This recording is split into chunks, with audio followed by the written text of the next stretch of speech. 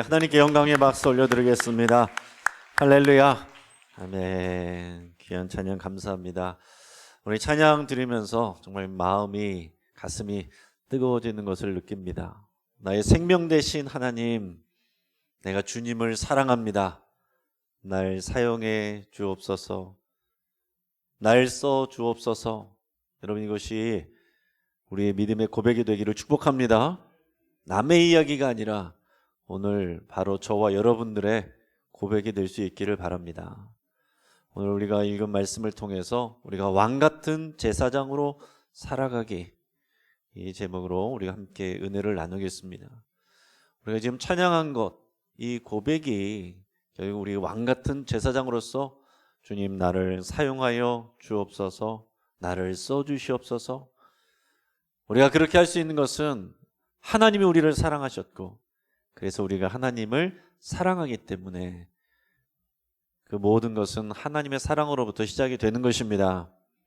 오늘 이 자리에 저와 여러분들이 앉아 있는 것도 여러분들이 여러 가지 또 피곤하고 어려운 상황 가운데서도 또 결심하고 나오신 그런 귀한 마음이 있지만, 그것을 가능케 한 것은 결국 하나님의 사랑이 있기 때문에 그런 것입니다. 하나님은 우리를 사랑하는 자녀로 삼아 주실 뿐만이 아니라 하나님의 귀한 일꾼으로, 하나님의 대리자로, 우리를 왕같은 제사장으로 삼아서 사용하시는 분이 우리 하나님이세요. 여러분, 이것을 우리가 잘 기억을 해야 됩니다. 사람들이 왜 경건의 모양은 있으나 경건의 능력이 없이 살아가고 또 아무런 간증 없이 살아가는 경우들도 많은가? 그것은 내가 누구인지를 모르고 나의 정체성을 망각하고 살아갈 때가 많기 때문에 그렇습니다. 내가 누구인가? 여러분, 세상 속에서 살아갈 때는 우리 여러 가지 신분이 있고 우리를 부르는 여러 가지 이름들이 있습니다. 그러나 그 어떤 직분이나 어떤 호칭보다도 우리가 하나님의 아들이요, 더 나아가서 왕같은 제사장입니다라는 이 믿음의 고백이 여러분 우리 중심 가운데 있어야 되는 것입니다. 그래야 여러분 세상에 나가서 그 어떤 자리에서도 우리가 주눅들지 않을 수 있어요. 여러분, 세상 나가서 우리 주눅들기 쉽습니다. 세상에는 잘난 사람들도 많고 능력 있는 사람들도 많고 배경이 좋은 사람들도 많고 공부 많이 한 사람들도 많고 뭐 다양한 상을 많이 받은 그런 사람들도 많이 있습니다. 여러분, 우리가 하나님의 사랑받는 자녀이고 더 나아가서 하나님께서 우리에게 기름을 부어 세우신 왕같은 제사장이라는, 여러분 우리가 정체성을 가지고 살아야만 여러분 세상에서도 이길 수 있고 교회 공동체 안에서도 우리 서로를 바라보면서 우리 경쟁심을 느끼기도 하고 또 질투를 하기도 하지만 하나님은 각자에게 맞는 은혜를 주셨습니다. 이 믿음의 고백이 있어야만 신앙생활도, 우리가 목회도, 여러분 여기 맡겨주신 사명을 감당하는 일도 다 할 수가 있는 것입니다. 저희 아버지는 장로를 못 하시고 안수집사로 이제 삶을 마감하셨어요. 이제 원래 안수집사 이제 1번이어서 장로 후보 1위였는데 그때 이제 제 초등학교 때 사고를 당하시는 바람에 오랫동안 아프셨고, 그래서 결국에는 장로가 되지는 못하셨어요. 그래서 제가 이제 나중에 신대원을 갈 때 그게 저에게는 이제 약간의 핸디캡 같은 그런 게 있더라고요. 이렇게 이제 인터뷰를 면접을 하는데 한 대여섯 명이 들어갑니다. 딱 이제 교수님들이 딱 이렇게 서류를 보면서 이거 아버님 잘 계시냐고, 또 여기 또 안무계 장로님 이번에 총회에서 만났다고, 그러면서 한 명씩 다 안부를 물어보는데 마지막에 저한테 왔는데 말할 게 없는 거예요. 저희 아버지를 모르는 거예요. 그러니까 그냥 지나가더라고요. 그래서 제가 예전에 다른 곳에서 이제 그 얘기를 간증을 하면서 제가 그런 얘기 한 적이 있어요. 그때 우리 아버지를 신학교를 보낼까? 이런 생각 한 적도 있습니다. 이제 이 신대원생 안에서도 농반진반으로 그런 얘기를 해요. 성골, 진골, 육두품.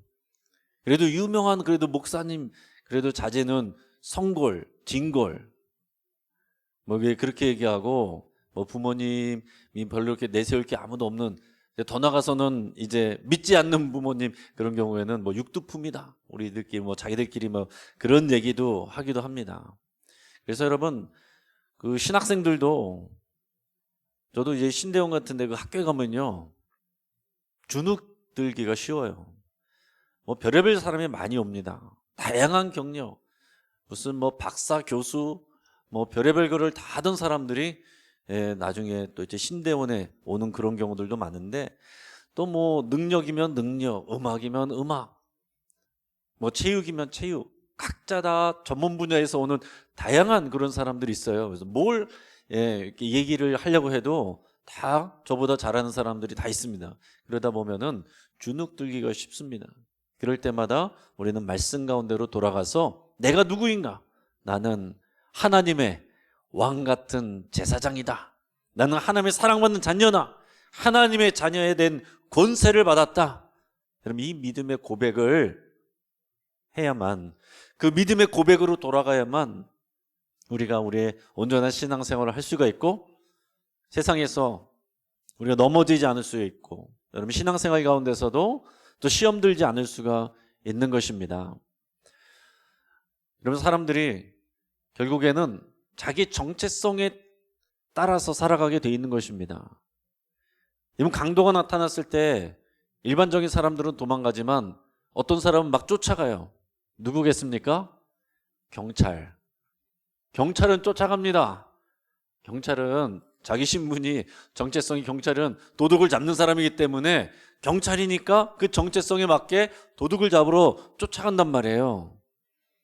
이런 위험한 화재 현장 보면은 사람들이 다 무서워서 피하는데, 어떤 사람은 화재 난 현장으로 달려갑니다. 어떤 사람이겠어요?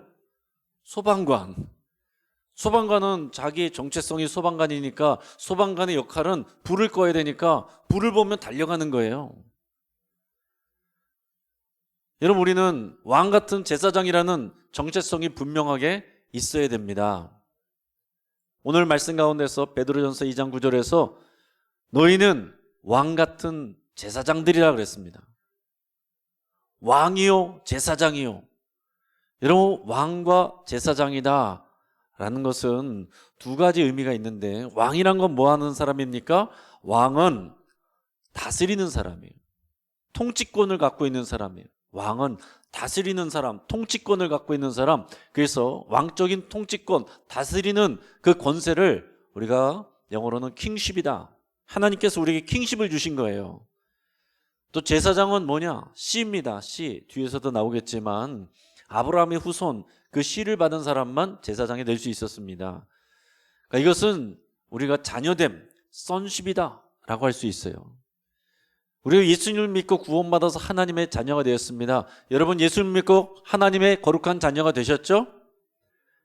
이 믿음이 있는 사람은 요한복음 1장 12절처럼 영접하는 자, 곧 그 이름을 믿는 자들에게는 하나님의 자녀가 되는 권세를 주셨으니 그랬습니다.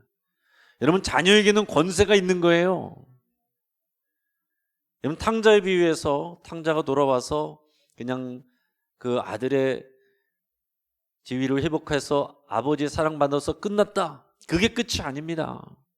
신발을 신겨주고 좋은 옷을 입혀주고 붉은 옷을 입혀주고 가락지를 끼워주고, 그래서 맨날 그 잔치를 했죠. 살찐 소를 잡아서 잔치했죠.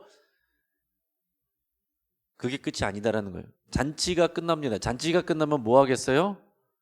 일하러 나가야 되는 거예요. 아버지의 일을 하러 가는 것입니다.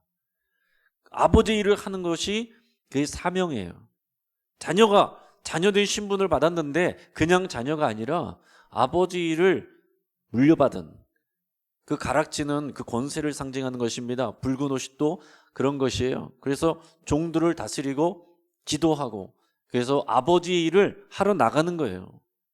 그러니까 여러분 교회 와서 은혜 받고 그냥 돌아가는 게 아닙니다.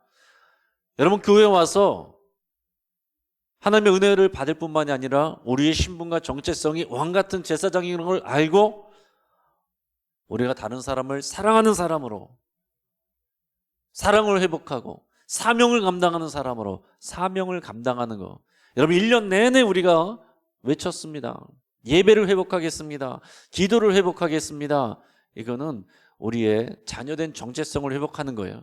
잃어버린 하나님의 사랑, 그 사랑을 다시 누리면서 하나님의 앞에서 자녀로서 예배의 감격을 회복하는 그런 것이라고 한다면, 사랑하고 또 가정에서 우리 역할을 감당하고 우리 사명을 감당하는 것, 그것은 일하는 거예요.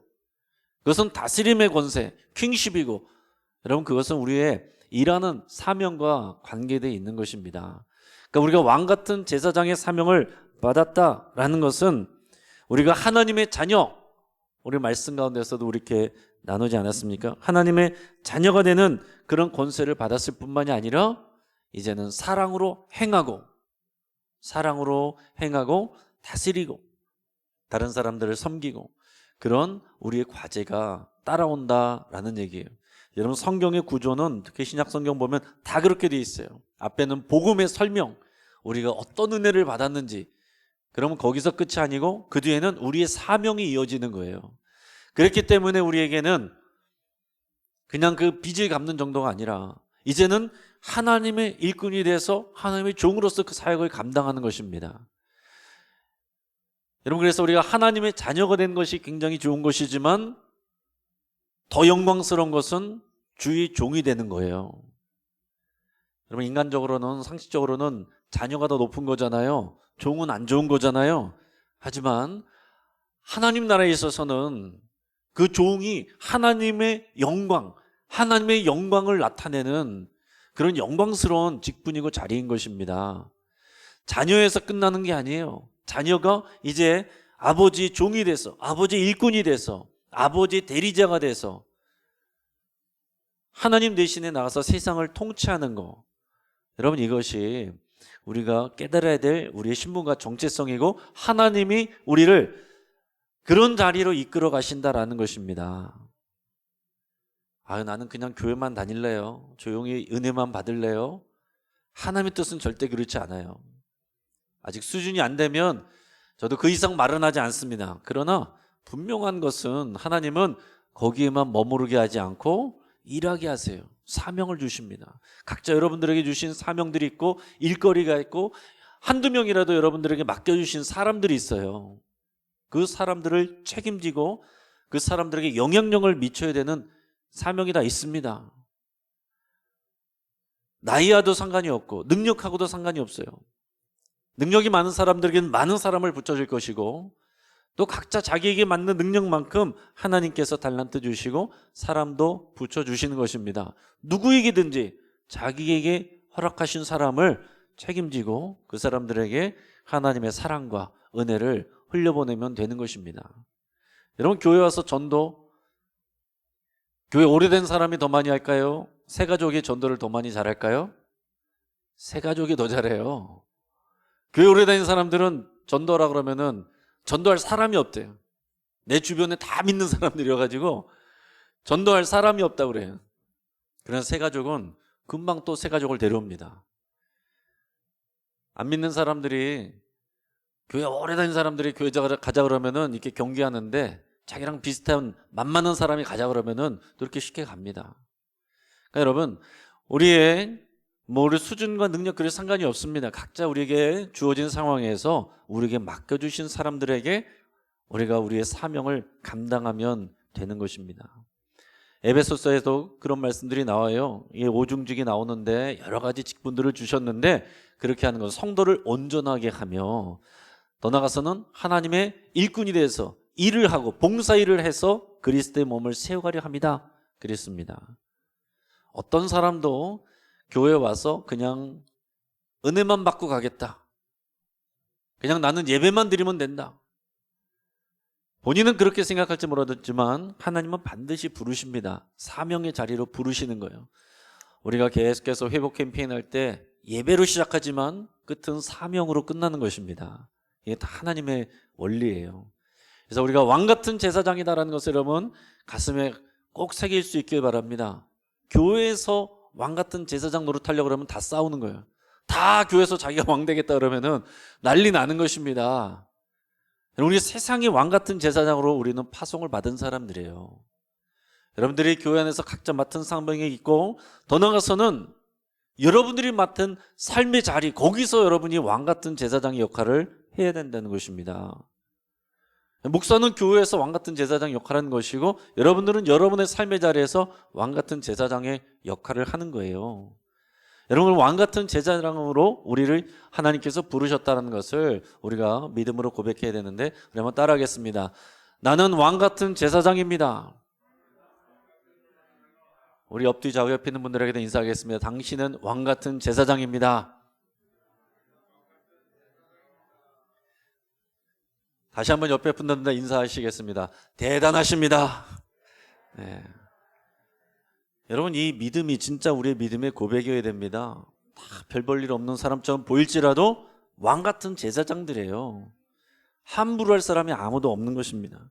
그러면 중요한 것은 이제 우리가 왕 같은 제사장에게는 어떤 것이 필요하냐, 어떤 것이 요구되느냐, 우리가 그것을 아는 것이 필요합니다. 자, 첫째는 제사장은 어떤 사람이었냐면은, 첫째는 아론의 후손이었어요.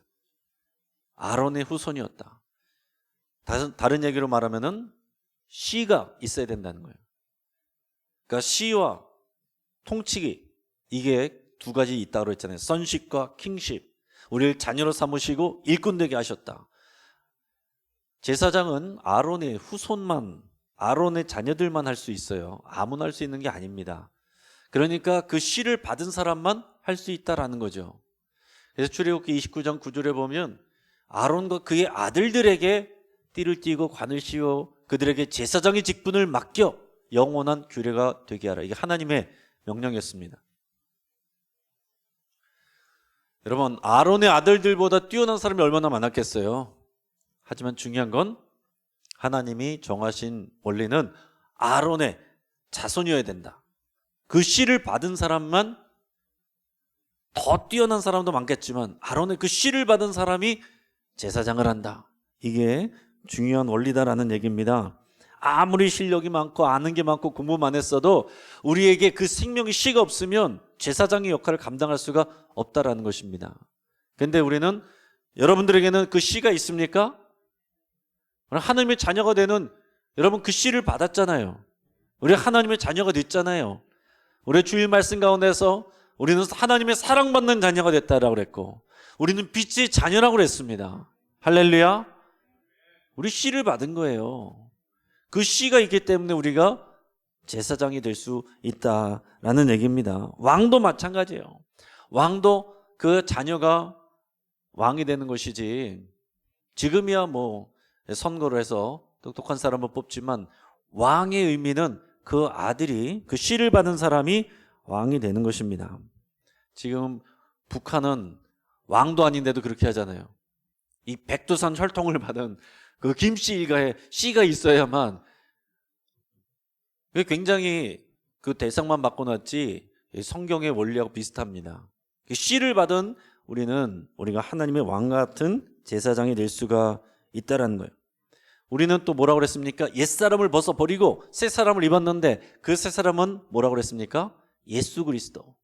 우리가 예수 그리스도를 옷 입었어요. 예수 그리스도가 씨가 되어서 우리 안에 있고, 우리는 예수 그리스도를 옷 입었어요. 그래서 우리는 하나님의 자녀로서 우리는 그 제사장의 역할을, 왕과 같은 제사장의 역할을 감당할 수 있다라는 얘기입니다. 우리 영적으로 표현한다면 당연히 예수님을 믿고 하나님의 자녀가 되어야 왕 같은 제사장으로 쓰임 받는다라는 얘기겠죠. 자, 두 번째는 성숙이 필요하다. 아무 때나 할 수 있는 것은 아니다라는 것입니다. 민수기 8장 24절 여기 보시면, 레위는 이같이 할지니 곧 25세 이상으로는 회막에 들어가서 복무하고 봉사할 것이요 그랬습니다. 자, 레위인도 봉사를 할 때 아무나 들어가는 것이 아니라 25살, 여기서 나오는 거는 다 만입니다. 우리나라처럼 출생 연도부터 한 살 치는 건 없고, 성경에서는 다 만 나이예요. 25세, 만 25세 이상이 되어야 회막 봉사를 할 수 있었다. 그러니까 그만큼 성장하고 잘해야 된다는 거예요. 몸만 잘하는 것이 아니라 그의 생각도 잘하고 신앙도 잘하고 성숙해져야 사용받는다라는 것입니다. 자, 민수기 4장 23절 보면, 여기서는 제사장에 대해서 얘기하실 때 30세 이상으로 50세까지 회막에서 복무하고 봉사할 모든 자를 계수하라 그랬습니다. 30세 이상에서 50세까지. 자, 30세가 되어서야 이제 제사장으로서 쓰임을 받는다라는 얘기입니다. 원래는 25살이 이상이 되어, 레위인들은 25살 이상이 되어야 회막에 들어가서 봉사하고, 제사장은 만 30세가 되어야 제사장 역할을 합니다. 제사장의 역할을 하기 전에 25살 때부터 제사장을 도우면서 5년 동안을 실습 기간을 거치고, 쉽게 말해서 인턴 기간을 거치고 5년 후에 회막 봉사를 담당할 수 있도록 30세가 되면 위임식을 받고 비로소 이제 제사장 사역을 시작하는 것입니다. 50세까지 가장 성숙하고 힘있고 왕성한 그 시간에 하나님의 제사장으로서 쓰임받는다라는 얘기입니다. 예수님도 30세가 되어서야 공생의 사역을 시작하셨어요. 30세가 되어서요. 여러분, 성경에서 이 30세의 의미는 그런 성숙한 자의 이제 어른이 되었다, 남을 다스리고 또 하나님의 그 역사를 감당할 수 있는 그런 성숙함을 이루었다라는 그런 의미가 담겨 있습니다. 그래서 예수님도 30세 전까지는 그냥 목수로 지내셨습니다. 목수의 아들로 나무로 의자 만들고 가구 만들고 그러면서 지내셨어요. 자신을 드러내지 않고 조용히 지내셨어요. 그러고서 30세가 되었을 때 비로소 또 성령의 충만함을 받고 공생의 사역을 시작하셨다라는 얘기입니다. 자, 아무튼 그 얘기는 우리가 제사장이 되는 것은 그냥 무조건 우리가 예수님 믿으면 바로 쓰임받는 그런 것이 아니라 성숙이 필요하다라는 얘기입니다. 제사장의 역할을 감당하기 위해서는 성숙이 필요한 거예요. 아까 탕자 비유 얘기했을 때 탕자가 돌아왔는데 아버지가 가락지도 끼워주고 옷도 신겨주고 옷도 입혀주고 신도 신겨주는데, 그렇다고 해서 나도 지금 다 회복됐다 그러고 형하고 지금 맘먹으려고 그러면 되겠습니까? 안 되겠죠. 돌아와서는 어떻게 됐겠어요? 여러분, 이것은 상식적으로 상상이 되는 겁니다. 형 따라가서 형한테 배워야 되는 거예요. 형이 하는 것을 보고 형을 도와주면서 여러분, 그 인수인계를 받아야 자신도 그걸 하게 되는 것입니다.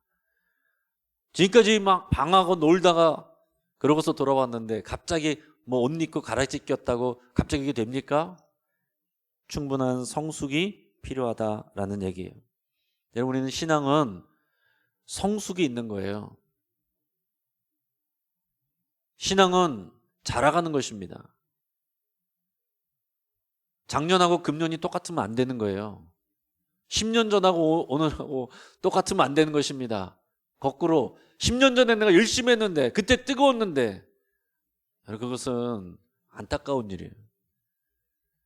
10년 전보다 오늘이 우리가 더 성숙해져야 됩니다. 자, 세 번째, 왕 같은 제사장으로서 필요한 것이 뭐냐? 훈련이 필요하다. 민수기 8장 24절 다시 읽어보면 25세 때 이상으로 들어가서 복무하고 봉사할 때 또 이제 훈련을 받는 그런 기간들이 있다라는 거예요. 또 역대상 23장 거기서 보면은 거기서는 20세 이상 된 자들을 사용한 것을 보여집니다. 그 역대상에서는 다윗 때인데요. 그때는 일꾼들이 많이 부족했습니다. 일꾼들이 많이 부족하니까 원래는 25세부터 레위의 그 성막 봉사를 하게 했었는데, 역대상 가면 다윗 때부터는 사람이 적게 되니까 20세부터 이제 일찍 준비시키고 세우게 하는 것을 보게 됩니다. 또 에스라 3장 8절에서도 보면은 거기에서도 나중에 바벨론 포로에서 돌아와서도 그때도 마찬가지예요. 그때도 밑에 세 번째 줄 보면 20세 이상의 레위 사람들을 세워 여호와의 성전 공사를 감독하게 했다. 20세 이상의 레위 사람들을 세워서 여호와의 성전 공사를 감독하게 했다라는 얘기입니다. 여러분, 청년들을 키워서 훈련시켜야 됩니다. 훈련시켜서 세워야 되는 거예요. 여러분, 예전에 여러분은 20대 때는 정말 다 어른이었잖아요.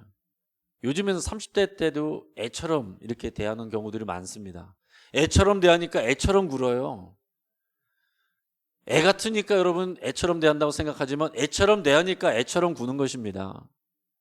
제가 예전에 중국에 단기 선교 갔을 때 참 굉장히 충격받고 도전받았던 것은 뭐냐면, 뭐 저는 그때 이제 뭐 전도사였고, 그때는 이제 뭐 30대 전도사였습니다. 30대 뭐 초반에 전도사였습니다.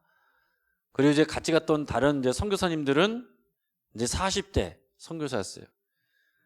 거기 이제 중국 한족뿐만이 아니라 더 깊이 들어가서 산지 현지 쪽에 또 그 사람들을 만나서 이제 거기서 집회를 하는데, 이게 뭐 두 단계는 거쳐야 돼요. 제가 한국말로 설교를 하면은 거기에 있는 선교사님들이 중국말로 이렇게 이것을 번역을 해서 해석을 해서 이렇게 통역을 해요. 그러면은 거기 현지 젊은이가 그것을 받아서 그 현지인들, 그 산지에 살고 있는 그 사람들의 종족 언어로 또 이렇게 통역을 해서 하는 것을 봤습니다. 그래서 처음에는 몰랐어요. 같이 다니는 청년이, 그 중국 청년이 있었는데 한 20 초중반 됐어요. 20 초중반 됐습니다. 그래서 보통 그런 데 가면은 이런 데 따라다니면서 좀 도와주고 좀 용돈 받고 뭐 그런 청년인 줄 알았어요. 근데 얘기를 들어보니까 그 청년이 그 중국 지하교회에서 담당하고 관리하는 사람이 수천 명이라는 거예요. 그러니까 거기는 목회자가 많이 이제 없었고 또 가정교회 단위별로 이렇게 있으니까 순회하는 거예요. 이 청년이 순회하면서 그 교회들을 관리를 하는데, 뭐 수천 명에서 많은 사람들은 수만 명까지도 관리를 한다는 것입니다. 굉장히 큰 도전이 됐어요. 저는 30대인데도 그때는 뭐 애기 전도사 이런 느낌이었는데, 거기서는 20대 청년인데 이미 교계에서 여러분 막강한 리더십을 발휘하는 그런 일꾼으로 쓰임받고 있더라고요. 그래서 한국교회 크기 자랑하고 양을 자랑하고 대단하다 그랬는데 그게 아니구나. 오히려 이런 척박한 곳에서 숨어서 예배하는 이런 가정교회 있는 데서 이런 청년들이 벌써부터 20대 때부터 그런 수만 명을 지도하는 그런 리더로 쓰임받고 있구나. 그것을 보고서 상당히 도전받고 충격을 받았습니다. 저는 그래서 청년 사역을 할 때도 청년들을 절대로 애처럼 대하지 않았어요. 그건 저의 개인적인 목회 철학입니다. 그래서 이제 어떤 사역자들은 꼭 청년들을 얘기할 때도 우리 애들은 이렇게 얘기하고 이렇게 반말하는 경우들이 있는데, 저 같은 경우는 이제 저의 고백은, 저의 생각은 그게 아니라, 청년들은 여러분 벌써 20대 때부터 여기서 쓰임 받고 이미 바깥에 나가보면 이미 큰 리더로서 쓰임 받습니다. 우리가 어른으로 대접하고 어른으로 섬기고 그렇게 하면 그 역할을 충분히 다 감당할 수 있어요. 30대 때부터 이제 우리가 크게 리더로 쓰임 받을 수 있지만은 25세, 그 이전에는 20세부터도 이렇게 쓰임 받은 기록이 있다라는 것입니다. 저는 그래서 개인적으로는 웬만한 청년들에게는 대부분 다 이렇게 존댓말을 하고, 그리고 좀 존중하는 그런 것이 저의 개인적인 목회 철학이었는데, 여러분들께서도 청년들을 애로 보지 마시기를 바랍니다. 애로 보시면 그 이상을 할 수 있어도 애처럼 굴 수밖에 없어요. 제가 보니까 뭐 30대, 40대가 됐는데도 어릴 때부터 봤다고 막 이름 부르시는데, 여러분 그렇게 하시면 안 됩니다. 그러면 젊은 사람들이 여기서는 길을 못 피고 일꾼이 될 수가 없는 거예요. 다른 데 가서는 충분히 그런 리더를 할 수 있는 사람들이, 여기 오면은 누구네 집 막내둥이 아무개야 여러분 이렇게 부르시면은 그 역할밖에 못 한다라는 거예요. 여러분 존중을 하셔야 됩니다. 벌써 20대 이상부터는 여러분이 이 교계의 리더로서 여러분 이제 세워갈 것을 생각하시고 그렇게 여러분 대하셔야 돼요. 믿음으로 그렇게 대하고 훈련하고 그렇게 섬겨야 지금 이 시대에 한국교회 미래가 어둡습니다. 지금 벌써 20대 때부터 그 10대부터 여러분 정말 말씀의 일꾼으로 리더로 여러분 세워야지 애처럼 다루면 안 된다라는 것입니다. 그래서 오히려 작은 교회, 개척교회 같은 데 보면은 거기에 청소년 청년들이 더 성숙한 경우가 많아요. 교회가 어려우니까 사람이 없으니까 청소년 때부터 막 교사 들어가고 거기서 뭐 여러 가지 일을 맡고 하니까 오히려 더 성숙해져요. 큰 교회 가면은 40대가 돼도 그냥 애들이에요. 말하는 것도 애들이고 그렇습니다. 여러분, 오늘 말씀과 같이 오늘 20세 이상부터 바벨론 포로 후기부터는 여호와의 성전 공사를 감독하는 감독자를 세웠다라고 그랬습니다. 여러분, 중국 지하교회뿐만 아니라 외국에서는 이미 교회에 많은 리더들로 20대들이 뛰고 있어요. 우리 교회도 여러분 20대 애들이 또 30대들이 애들이 아니라 교회의 리더로 지도자로 우뚝 설 수 있기를 간절히 바라고 축복합니다. 또 왕 같은 제사장은 성결하고 거룩해야 됩니다. 이게 굉장히 중요한 것입니다. 제사장을 세울 때 그 회막과 제단을 거룩하게 하라고 그랬고, 하나님께서 모세에게 아론과 그의 아들들도 거룩하게 하라 그랬습니다. 그래야 하나님 앞에 제사장의 분을 행하게 할 수 있다라는 얘기예요. 제사장들은 저번에 새벽에 우리가 말씀 들은 분 아시죠? 관을 쓰는데 앞에 금으로 된 패가 있습니다. 여기 뭐라고 써 있어요? 여호와께 성결. 대제사장도 1년에 한 번 대속제일에 지성소 들어갈 때 성결하지 못하면 죽어버립니다. 그러니까 제사장의 역할은 왜 그렇게까지 엄격해야 되느냐? 제사장은 백성들에게는 하나님의 역할을 감당하는 사람이에요. 백성들은 제사장을 볼 때 하나님을 보는 것과 같습니다. 그렇기 때문에 하나님은 거룩하시기에 제사장들은 거룩해야 되는 것이고 성결해야 되는 것입니다. 그래야 우리가 하나님의 은혜를 흘려보낼 수가 있는 거예요. 여러분, 가끔 보면은 집에 수도관이 오래돼서 녹이 쓸어가지고 녹슨 수도관이 있는 집이 있습니다. 아무리 상수도에서 깨끗하게 정화시킨 물이 와도 수도관이 녹슬어 있으면 녹물이 나오는 거예요. 여러분, 사람들이 우리들을 만나면서 하나님을 보는 것입니다. 왜 사람들이 교회에서 실망하겠어요? 녹슨 수도관 같은 그리스도인들을 보기 때문에 그런 거예요. 우리가 거룩을 머리에 새기고 다니는 사람이라는 것을 여러분 기억을 하셔야 됩니다. 우리는 거룩을 추구하는 사람들이에요. 행복을 해서 남들하고 똑같이 거짓말하고 새치기하고 이런 사람들이 아닙니다. 우리는 거룩해야 되고 성결해야 되는 사람들이에요. 하나님을, 그 영광을 드러내야 되는 사람들이지, 하나님의 거룩한 영광이 우리를 통해서 나가야 되는데 녹슨 수도관처럼 돼서 우리들을 보면서 사람들이 녹물만 본다면 우리는 왕같은 제사장으로 쓰임받기 어렵다라는 얘기입니다. 여러분, 지금 제사장의 직분을 얘기하는 것은 목회자 얘기하는 것이 아닙니다. 여러분들 얘기예요. 저 여러분들 모두에게 해당되는 얘기입니다. 자, 레위기 21장 17절에서 23절 보면 내용이 긴데 제가 뭐 다 읽지는 않겠습니다. 여기서 보면은 어떤 사람이 제사장을 해야 되느냐? 쉽게 말해서 육체적으로 흠이 없어야 된다. 다리를 절거나 코가 불완전하거나 지체가 더한 자거나 발 부러진 자거나 손 부러진 자나 등 굽은 자나 키 못 자란 자나 눈에 백막 있는 자나 습진이나 버짐 있는 자나 고환이 상한 자나, 아무튼 다양한 이런 조건이 있었어요. 그러니까 우리의 몸으로도 거룩해야 된다는 것을 말하고 있는 것입니다. 그런데 우리는 이것을 우리가 적용할 때는 영적으로 받아들이면 됩니다. 영적으로 눈이 멀고 영적으로 절고 영적으로 더럽고 영적으로 부러져 있고 그러면은 제사장 역할을 감당하기 어렵다라는 얘기입니다. 그러므로 우리가 영적으로 온전해야 된다. 왜요? 왕같은 제사장이니까 그래야 된다는 것을 우리는 고백해야 되는 것입니다. 마지막으로는 제사장은 기름 부음 받은 자였어요. 출애굽기 29장에 제사장 위임 명식을 준비하는 것을 보면 거기에서 아론과 그의 아들들을 회막문으로 데려다가 물로 씻기는 그런 장면이 나옵니다. 네, 저기 지금 내용은 저기 창세기 29장인 것 같아요. 출애굽기 29장에 보면은 아론과 그의 아들들을 회막문으로 데려가서 물로 씻기고 그리고 의복을 가져다가 제대로 입히고 마지막으로는 그 위에다가 관유를 붓습니다. 머리에 관유를 부어요. 기름을 붓는다는 것입니다. 여러분, 성경에서 기름을 붓는다는 것은 영적으로 성령의 기름 부으심을 말하는 것입니다. 우리가 날마다 성령의 기름 부으심을 구해야 되는 사람들이에요. 성령의 임재하심을 구해야 되는 사람들이에요. 성령의 충만함을 구해야 되는 사람들이에요. 왜 그렇습니까?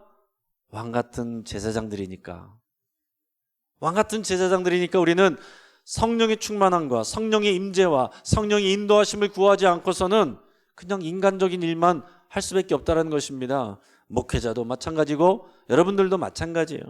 목회자도 여러분 우리가 교회에서 성령의 임재를 구하지 않고 성령의 인도하심을 따르지 않고 인간적인 생각으로 세상적인 방법으로 한다면 여러분 겉으로는 목회가 어느 정도 되는 것처럼 보일 수도 있지만 하나님이 일하시는 게 아니다라는 얘기입니다.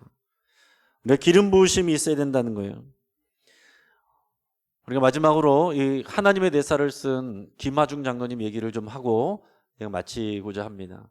이 왕 같은 제사장의 역할을 감당하는 것을 우리가 이제 원리적으로 성경에서 봤는데 정말 중요한 거는 세상 속에서 여러분의 삶의 자리에서 왕의 제사장, 왕 같은 제사장의 역할로 내가 하나님의 대사다라는 그런 고백으로 살아가는 사람들이 많아져야 됩니다.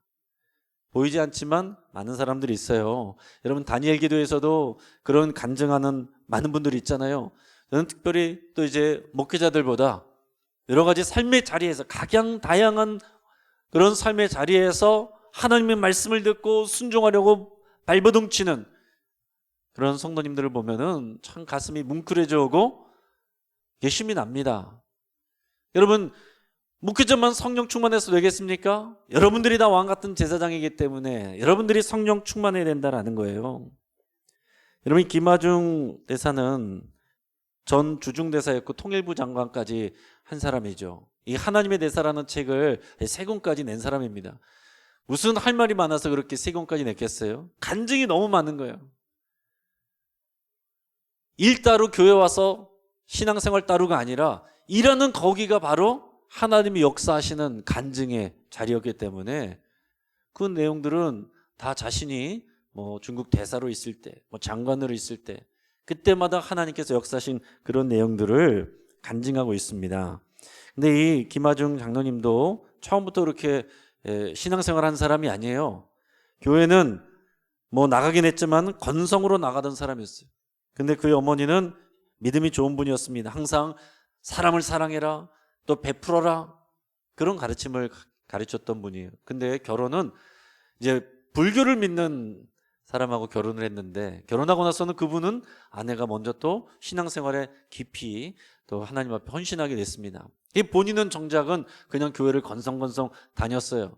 그런데 그 딸이 그 아버지를 위해서 정말 눈물로 기도하고 금식하면서 믿음 달라고 아버지를 위해서 기도해가지고 결국에는 그 기도 때문에 이분이 47세가 되는 생일날에 세례를 그때서야 받았대요. 그러고 나서 이 성령의 충만함과 임재를 경험하고 나서 나는 하나님의 대사가 되겠습니다, 이런 고백을 하게 된 것입니다. 그래서 그때부터는 어떤 상황에서든지 모든 일을 기도로 준비했다라고 합니다.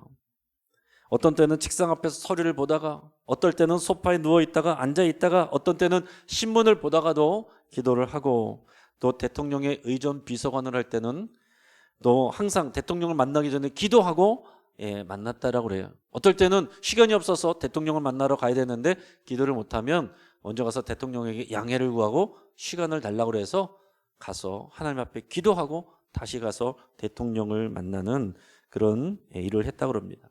이분이 중국 대사로 있을 때, 그분이 있을 때 이 탈북자들이 이 중국 대사관으로 뛰어들어가는 일들이 굉장히 많았습니다. 그래서 영사관이 폐쇄당하는 일을 겪기도 했는데 그가 있는 5년 9개월 동안 탈북자들이 영사관을 진입한 일이 430회였대요. 그러니까 여러분 세상 사람이 볼 때는 얼마나 참 무능력해 보이는 그런 사람처럼 보였겠어요? 그러나 이때 이 들어온 탈북자 수, 그래서 한국으로 보낸 사람이 1060명에 달했다고 합니다. 그런데 그 당시에 이 김하중 대사가 자신이 재임하는 기간 동안 1000명의 목숨을 구하게 해달라고 늘 그렇게 기도를 했대요. 이 정말로 1060명을 탈북자를 한국으로 보내주는 그런 역할을 감당을 했습니다. 또 어떤 때는 엄청난 양의 마약을 제조하고 밀매한 혐의로 사형 선고를 받은 한국인 2명이 있었는데, 여러분 중국에서는 이 마약과 관련된 사람들은 운반만 해도 다 사형입니다. 굉장히 철저하게 다스리는데 이 사람들을 회개시키고 8년 만에 가석방시켜서 한국으로 보내서 새 삶을 살게 해준 그런 간증도 있습니다. 여러분, 이분이 평균 대사 임기가 22개월인데 한국 정부에서 중국 대사로 한국 역사상 최장수 6년 5개월, 그러니까 총 78개월을 대사로 지냈습니다. 이분은 김영삼 대통령 시절에 외교부 아주국장으로 지냈고, 김대중 대통령, 노무현 대통령 때 중국 대사로 지냈고, 이명박 대통령 때 통일부 장관을 지냈습니다. 그분이 간증한 얘기 중에 유명한 얘기 중에 하나는 2003년 봄에 그 당시에 중국을 중심으로, 지금 코로나가 돌지만 그때 사스가 이 전염병이 돌았습니다. 그래서 중국에 있는 외국인들에게 다 철수 명령이 떨어졌어요. 그런데 이분은 기도하는 가운데 하나님이 철수하지 말라라는 그런 마음을 받은 거예요. 그래서 자기 대사관 직원들한테도 우리는 철수 안 한다. 그러니까 이제 직원들도 난리가 났죠. 이상한 사람이라고 반발하고 이제 갈등도 빚었지만은, 그러나 본인은 이 하나님의 응답으로서 그것을 확신하고 있었어요. 그런데 시간이 지나니까 다른 나라들이 다 떠나고 났는데 이 중국에 남아있는 이 대사로 이제 김하중 대사가 있게 되면서 중국 정부를 돕는 이 한국 대사관으로서 국익 신장에 나중에는 큰 신뢰를 얻게 되면서 큰 도움이 되었다라는 그런 간증도 있습니다.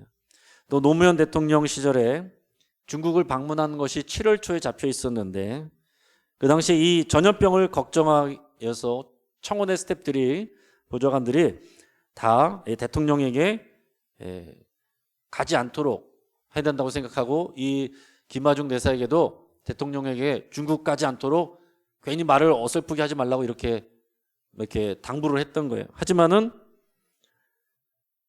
그 당시에 노무현 대통령이 먼저 이 김하중 대사에게 물었고, 이 김하중 대사는 계속해서 하나님께 기도하면서 물었어요. 그래서 응답을 받았는데, 하나님이 뭐라고 응답을 주셨냐면은 6월 말에 사스가 끝난다, 이런 응답을 받았다는 거예요. 그래서 노무현 대통령에게 그 당시에 중국 대사로서 가셔도 됩니다. 그 당시에 그때쯤이면은 정리될 겁니다, 이렇게 확신 있게 얘기를 했다고 합니다. 근데 실제로 그 당시 6월 24일 정도에 중국에서 사스가 사라졌고, 그리고 그 당시 노무현 대통령은 중국을 방문했다라는 그런 간증도 있습니다. 여러분, 이분뿐이겠습니까? 그러나 중요한 건 뭐냐면, 삶의 자리에서 내가 왕 같은 제사장으로서 세상에 보내진 하나님의 대사로 살아가는 그런 사람들 많이 있다라는 얘기입니다. 여러분들도 그런 간증의 주인공이 되시기를 주의 이름으로 축복합니다. 한참은 기도하겠습니다.